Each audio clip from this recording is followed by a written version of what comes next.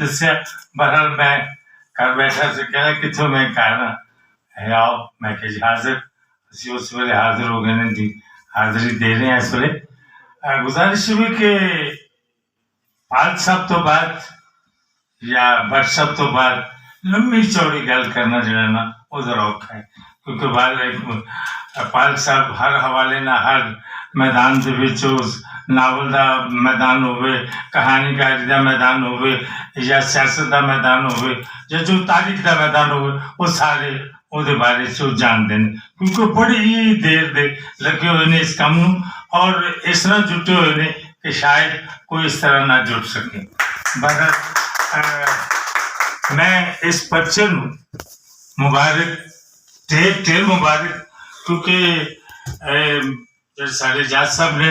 इन्हों का शौक है तो जोड़ा इन्हों के सिर ते साया है वो इन्ना वड्डा है कि मेरा ख्याल है कि इन्होंने हार नहीं होगी। हाँ बहरहाल बड़ी बड़ी ढेर मुबारक। बाकी तारीख जी है वो साड़ी पंजाबी जबान की साढ़े सामने भी कि कितों टुरे असी अगर असी बाबा फरीद तो लैके मियाँ साहब तक आने उस तो बाद अमरता प्रीतम जी ते उस्ताद दामन ते शिव कुमार बटालवी ते होर जिन्हें भी साढ़े राइटर ने वो सारे मौजूद ने। बहरहाल दीवे नाल दीवा जगदा पिया और अज इन्होंने सारे दे जेडे स्टेज ते लोग बैठे ने इलियास साहब इन्हों की कराची तो बाद लाहौर काबज जी वो मौजूद है तुहाडे सामने ने कि किडे किडे वड्डे परचे इन्होंने कढ़े ने ये बड़ी अहमत ने लेकिन जबकि घाटे का सौदा है लेकिन असी पंजाबी जेडे हैं असी इन्हू घाटे का सौदा नहीं समझते। इंशाल्लाह फायदेमंद है अज भी फायदेमंद है और आइंदा भी इंशाल्लाह ढेर फायदेमंद हो गया। उसका रिजल्ट तुहाडे सामने में कि भुलेखा लुकाई लुकाई तो बाद चानन सुमेल सवेर बहुत सारी चीज़ा मैदान के विच आ गई ने। बहरहाल करे